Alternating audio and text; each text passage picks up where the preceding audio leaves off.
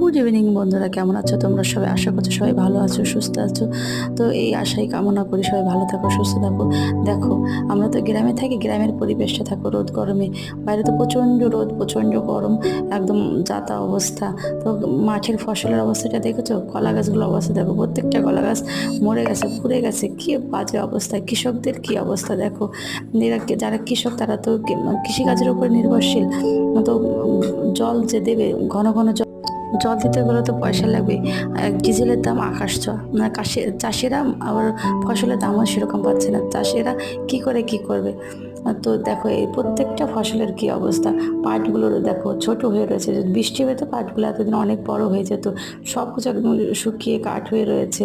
আর দেখো কি অবস্থা, এত গরমে চাষিরা কি করে বাঁচবে। এই দেখো পটল গাছগুলোর চেহারা দেখো একদম হলুদ হয়ে রয়েছে। এখানে জল পেলে, বৃষ্টির জল পেলে আরো ভালো হতো।